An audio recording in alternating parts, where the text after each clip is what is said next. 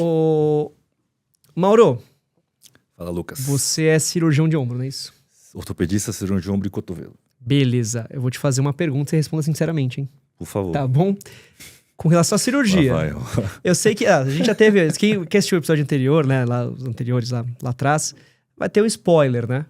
Sim, no Que eu primeiro falo, episódio a gente falou primeiro episódio, alguma coisa sobre isso. Certo. Cara, a cirurgia é o melhor recurso, assim? É tipo, é o mais avançado? É o último recurso que você tem pra resolver o problema? Cara, como é que é isso? Você opera assim, tipo, todo caso? O cara vem com uma ruptura de manguito, por exemplo, você mete a faca nele, porque, vou salvar esse manguito, vou melhorar essa dor dele. Então, será que operar o paciente é o tiro de canhão que você mencionou? Isso! O que você acha? Não sei. Será? Vamos ver hoje nosso episódio da dupla funcional. Roda a vinheta. De uma forma inédita, um ortopedista e um fisioterapeuta se uniram para divulgar a ciência por trás das dores e lesões do nosso corpo. Este é o Dupla Funcional. Meu nome é Mauro Choi, eu sou médico, ortopedista, cirurgião de ombro e cotovelo. Meu nome é Lucas Arrebola, sou fisioterapeuta e doutor em Ciências do Movimento Humano e Reabilitação. Nós somos a dupla funcional.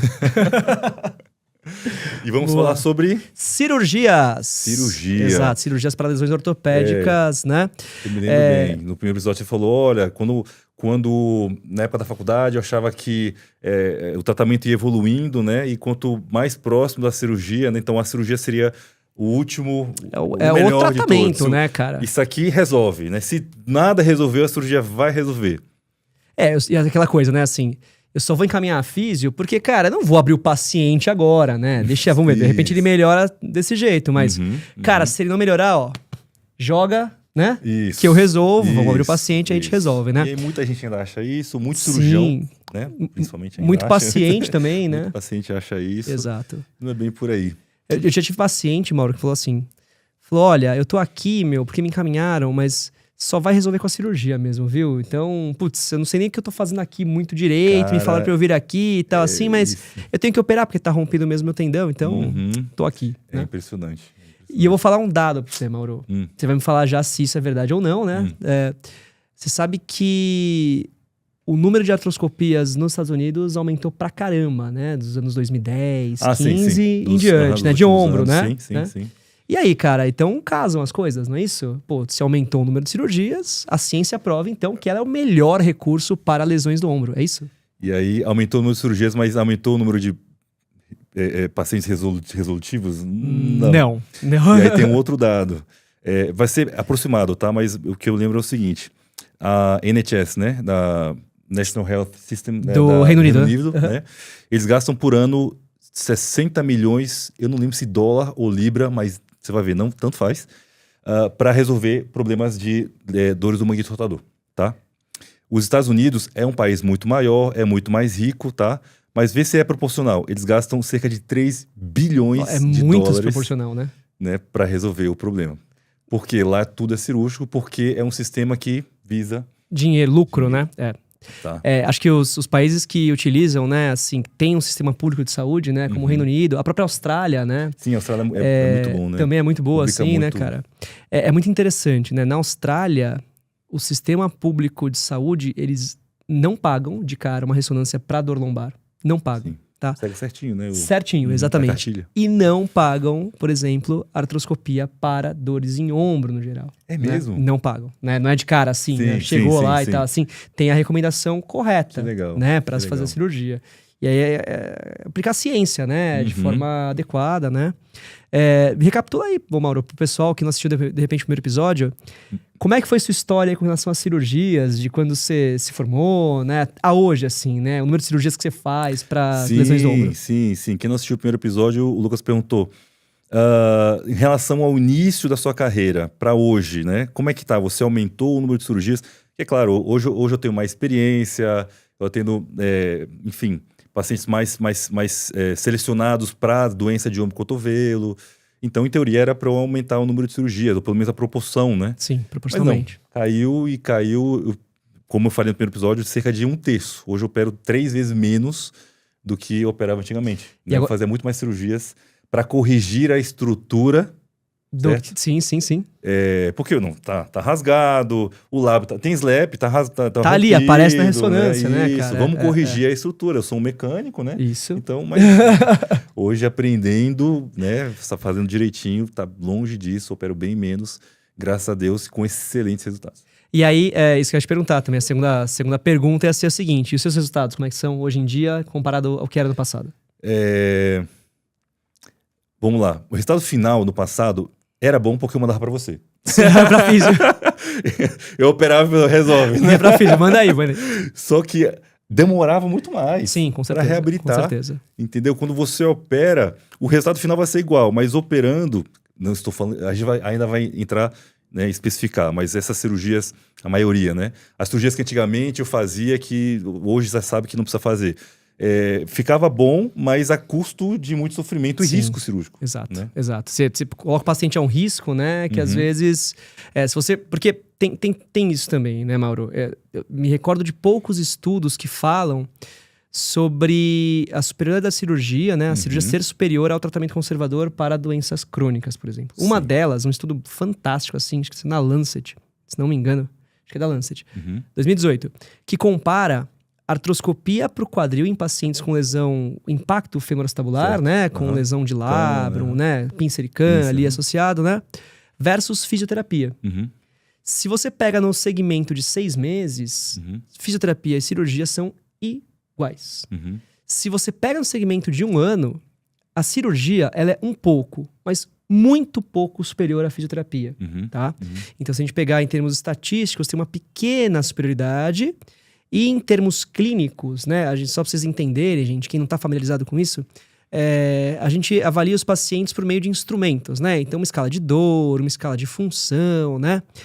Que a gente transforma o sintoma do paciente, que ele é subjetivo. Ah, dói aqui. Dói muito, dói pouco, dói quando eu ando. Isso é super subjetivo. Eu consigo ter instrumentos para quantificar isso. Então, eu transformo, né, em algo que é objetivo, em número, né? Então, eu tenho uma disfunção de 20%, de 30%, de 40%, né? Maravilha. E aí, todo questionário, todo instrumento tem uma mínima significância clínica, ou seja, é uma pequena mudança que o paciente percebe clinicamente.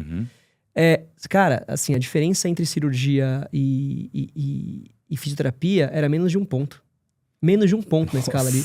Uma atingiu 9.1, a outra 9.8, né? Assim, uma aí coisa parando assim, pra pensar, né? Com o risco cirúrgico, tudo o paciente passou, toda a experiência que ele passou, vale a pena menos de 1 ponto? Exato. E aí, assim, né? A cirurgia, ela era 10 vezes mais cara. Tem isso. E o grupo que fez cirurgia teve 3 pacientes que tiveram complicações. Dentre elas, uma infecção na articulação. Putz, que é Vale a gravíssimo. pena. Então, exatamente. Né? Tudo bem, assim, são 3 pacientes de 150. Cara, mas você queria ser o paciente número 2, número 3? Não que não gostaria, né? Sim. Então, tem o risco, né? A cirurgia tem seu benefício, lógico, tem sua indicação, a gente vai abordar isso, né, Mauro? Isso. Mas tem o risco também, Exatamente. né? Que tem que ser pesado. Então, o que a gente quer falar aqui é o seguinte, tem que saber indicar, né? Então, a gente falou também no primeiro episódio, o bom cirurgião é aquele que sabe indicar, né? E aí, com essa história toda de cirurgia ser o melhor, eu tava tentando lembrar um pouco da história. Eu não vou ser o melhor cara que vai contar a história da maneira mais precisa, né?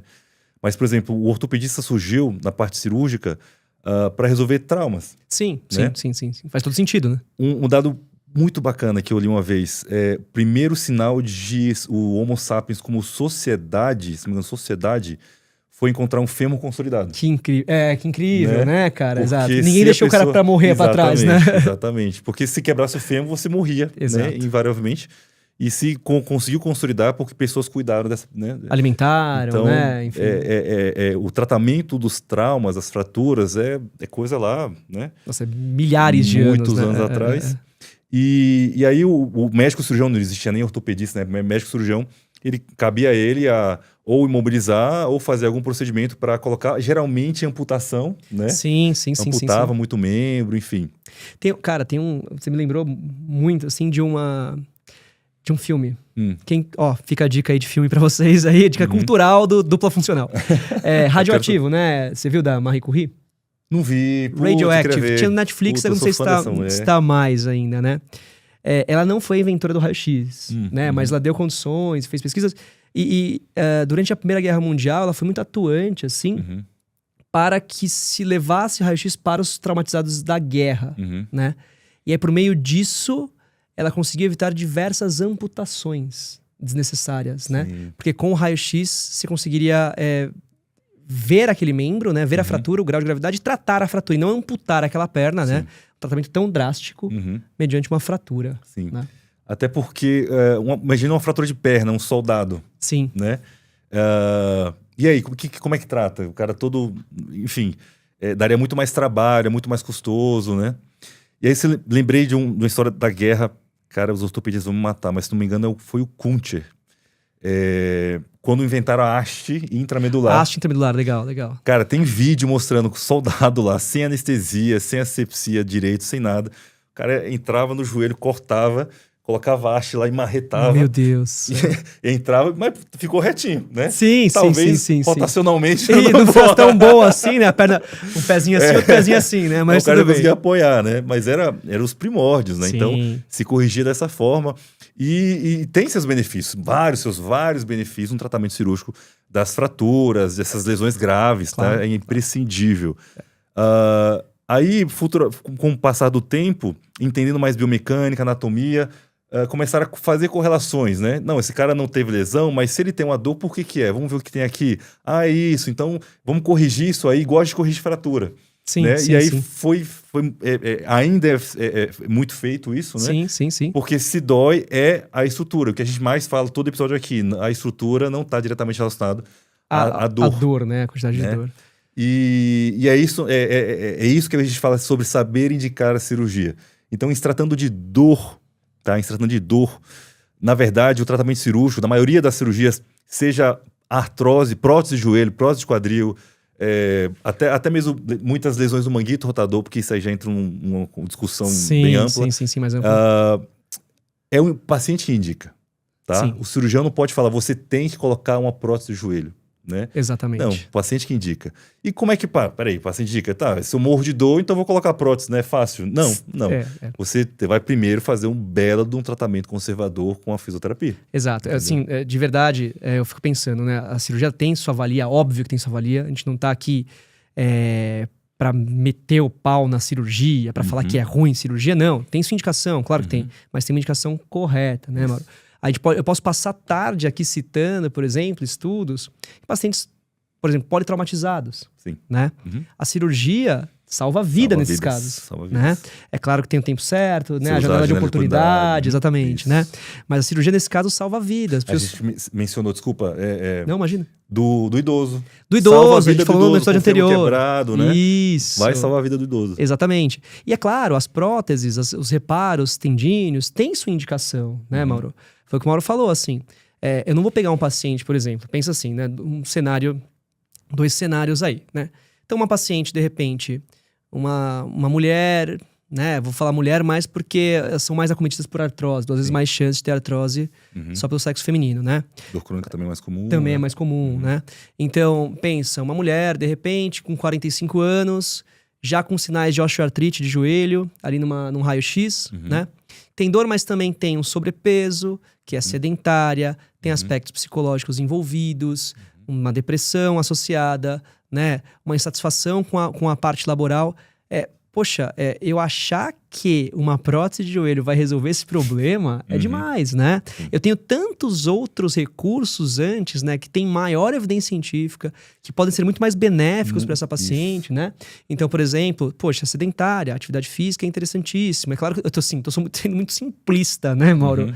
Porque tem outros aspectos que envolvem, né? Adesão ou não à atividade física, né? A perda de peso é importante, né? O controle de questões emocionais, psicológicas, o suporte, né, social, familiar, psicológico, enfim, tem N coisas que vão ser mais eficazes. Sim. Agora, uma mesma senhora, né? Nossa senhora, 45 anos. Então eu sou o senhor quase. Pelo amor, desculpa, pessoal dos 45 anos, eu tô chegando aí já. Enfim. Pega uma mesma mulher, né, de 45 anos, mas que tem, de fato, por exemplo, um histórico prévio de uma cirurgia de joelho por uma fratura na articulação, né? Já tem uma deformidade num grau bem elevado numa radiografia. Déficit de mobilidade, né? Dá pra imaginar direitinho.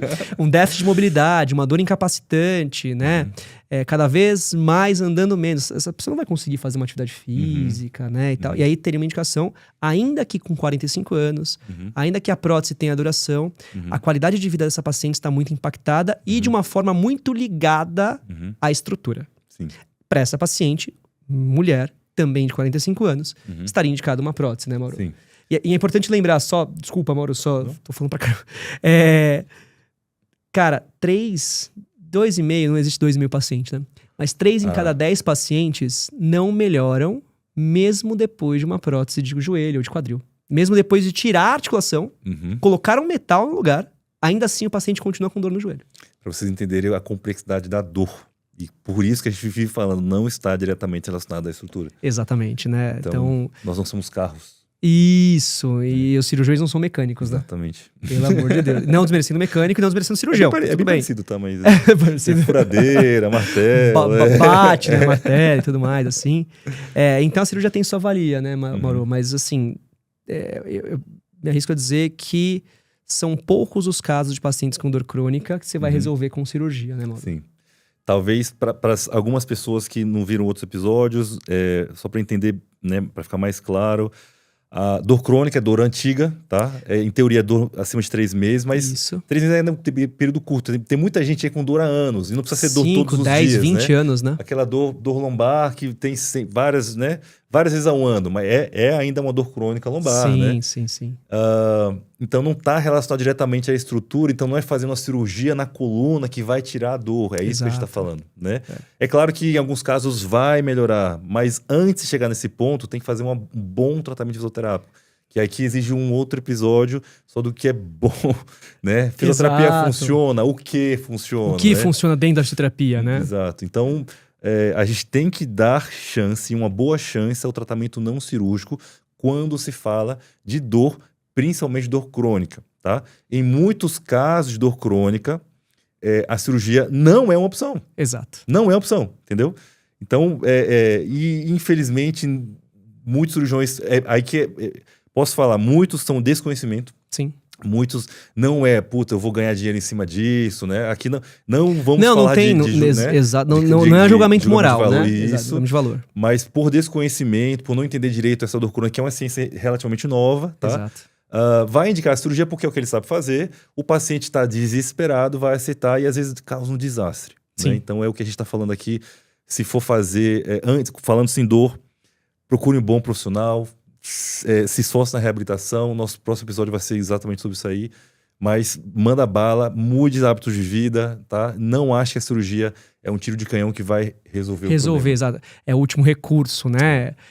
Quem assistia Power Rangers chamar o Megazord. Tá? Você lembra disso? Lembro. Lembra, é isso aí. Desculpa os mais jovens aí, põe no YouTube Megazord aí, Power Rangers, que vai ser... A gente é da época do Jasper e Jiraiya. Do Jasper, não, nem fala, cara. Meu Deus do céu. Rede Manchete. Enfim, né? Eu assisti a Rede Manchete também. Mas é isso, né? Então, basicamente, a cirurgia tem sua valia, né? Mas a gente tem que triar o paciente de forma correta, né? Saber para quem que é essa cirurgia? Para quem está indicado? Qual o perfil do paciente? Eu sempre falo isso, tá, Mauro? Para os meus alunos, assim, quem estiver assistindo aí, que é meu aluno, olá. Cara, assim, eu esqueci o que eu ia falar. Eu tô devendo uma visita aos seus alunos aí, viu? É verdade. Me lembra aí, marca uma data aí. É só falar com a Thaís, minha esposa, que é ela que manda na minha vida, nos meus horários. Manda uma mensagem pra ela. Verdade. Deixa eu falar. E esse é um clássico entre meus alunos também, que eu vou falando, eu falo assim... Esqueci o que ia falar, cara. Meu Deus. Então, eu sempre falo para meus alunos, né? Essa é uma máxima das minhas aulas. Existem pacientes com o mesmo CID, Classificação Internacional de Doenças. Osteoartrite de joelho, osteoartrite de quadril. Legal. Né? E eu acabei de citar no início do episódio aí, 2 CIDs idênticos. Tem o mesmo diagnóstico médico, nosológico, mas perfis completamente diferentes. Para um, no caso, estaria indicado cirurgia. Para outro, não estaria, né?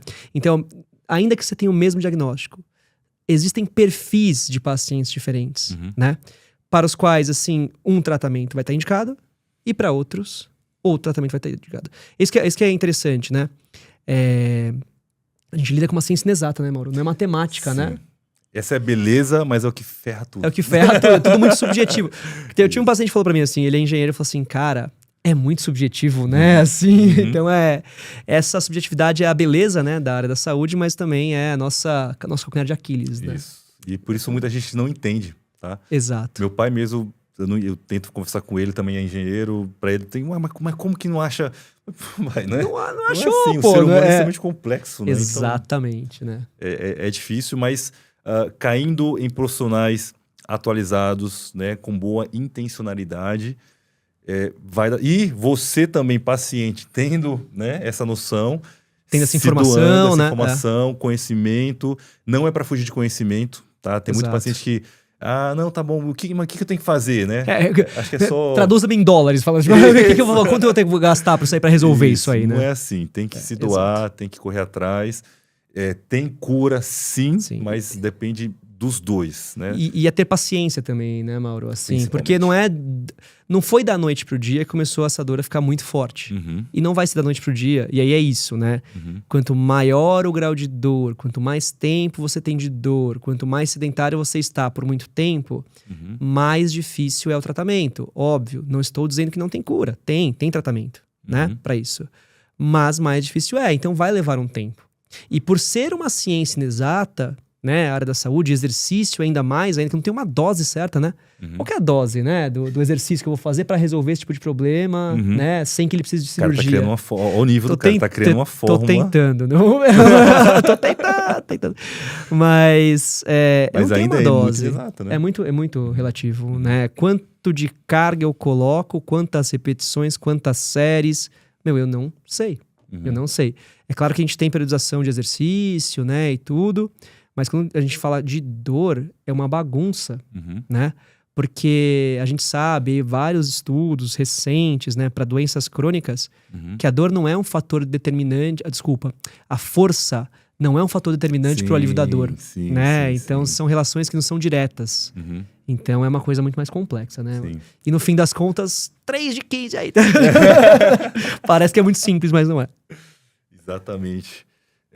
Cara, se você parar pra pensar, o fisioterapeuta, ele não é um massagista, né? Acho que já ficou bem claro.